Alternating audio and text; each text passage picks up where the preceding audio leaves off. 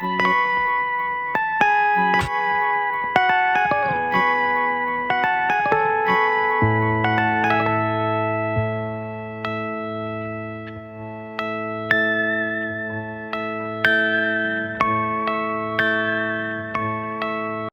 this is Andre.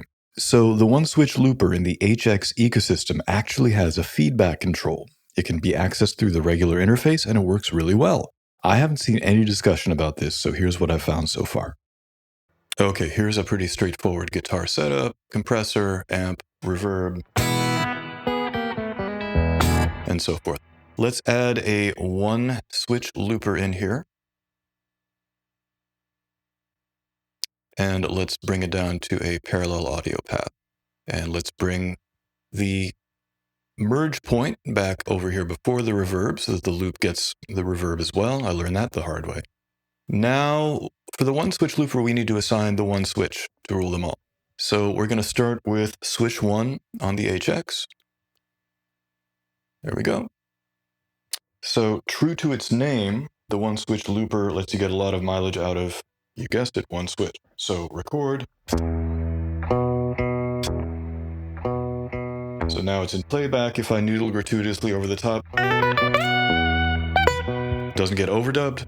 Now if I hit the switch again, now it's orange, which means that we are overdubbing.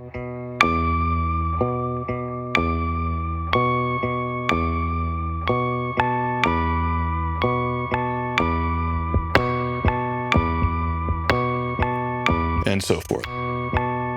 Now, if we come over here to the edit panel, low cut and high cut are pretty self-explanatory. That gets rid of the low frequencies. That gets rid of the high frequencies. Playback is how loud the looper is when it's playing back. No great surprise there. Overdub is a little surprising. So if you bring it down, let's see what happens.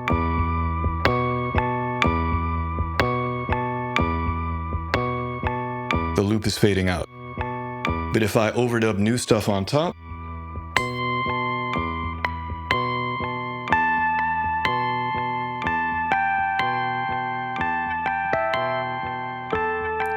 you can hear the newer overdubs come in at full volume. And if you leave overdub down, they also decay. But if you bring overdub back up to 0,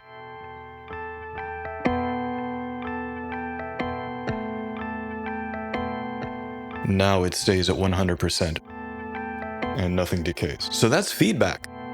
By any other name, it is still the same.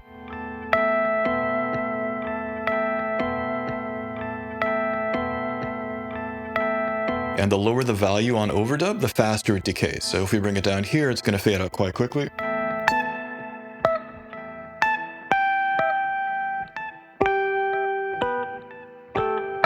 If we bring it all the way to 0, we only get, well, minus 60 dB. Then we just get one repetition.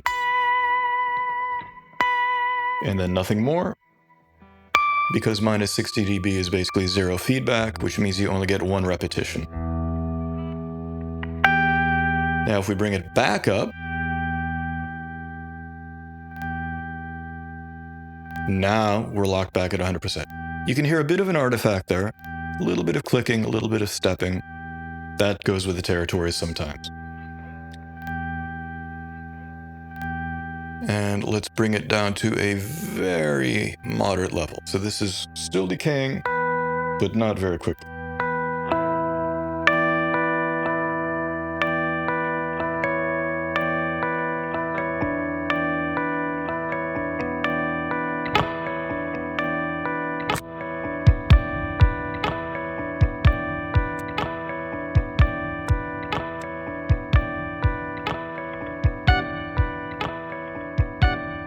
Now, let's say that we just want to use feedback to occasionally fade old layers out and bring new layers in. We don't want to get terribly fancy with it.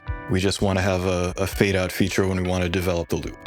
What we can do is assign another switch to the overdub value. So let's take overdub and let's have foot switch 2 be assigned to that. Now, normally, the minimum and maximum values are going to be the outermost limits of what you can do, so minus 60 and 0. Let's say that we want a moderately gradual fade out. Let's try minus 4.3. And let's click this in to make sure it's working. There it is. And if you listen there, right here, you can hear that little fade out where we kicked it in. So I'm going to leave it open.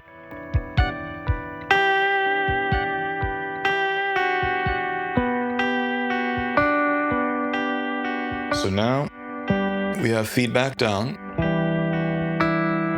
If I click it again, now it's back up to 100%. That's still a fairly fast decay as these things go, so I'm going to set the minimum overdub level higher, just so that it's a slower overall decay.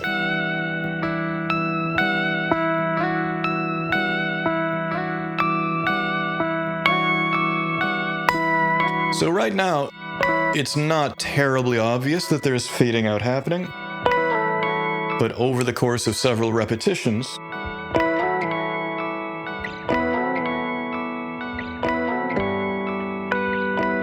you can hear that things are changing.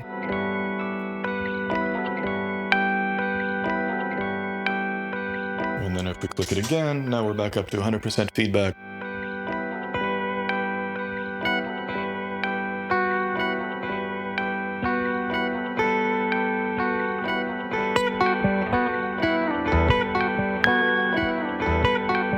And we can still do it manually as well.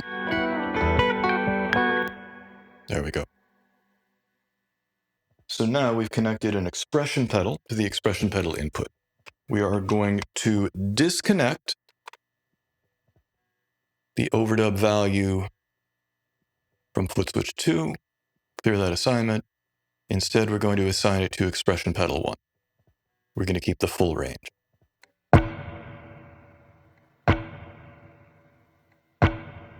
All right, so now we have the pedal covering the full available range of feedback.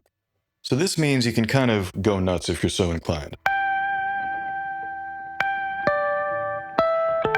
So now, this is 100% feedback right now. So now I'm going to do this. I'm going to fade things down to 0 and then bring it back up to 100% within the range of the loop. So we're not going to fade the entire loop out. We're just going to do this.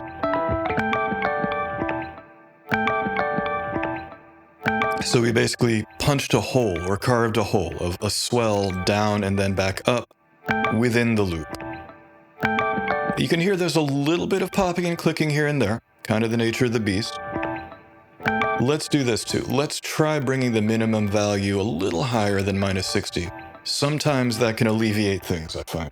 So I'm going to bring it all the way down. So we're basically wiping the slate clean. Yeah, a little bit of popping. For me personally, that's not a deal breaker. Your mileage may vary. So if I want a gradual fade out, just bring it down a scooch.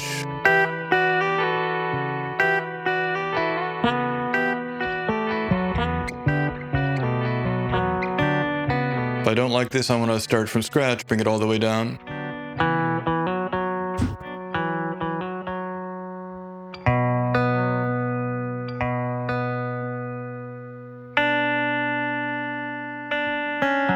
Not technically all the way down, but low enough that you're not really hearing it. And then we can do this too. We can make swells. So I'm going to coordinate the pedal swells with notes that I play.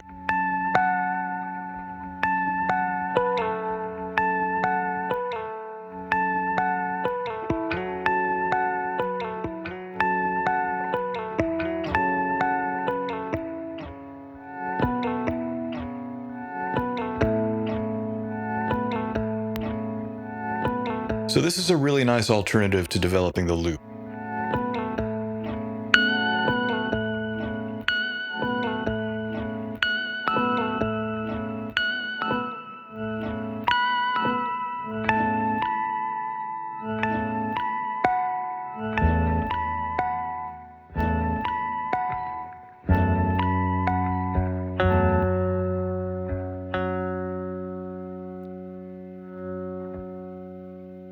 And as you can hear, you can get really dramatic changes very, very quickly.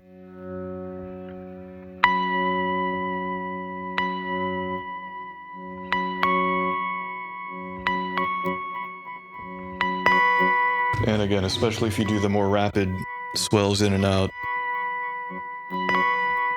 sometimes you can hear artifacts, but there it sounds pretty smooth.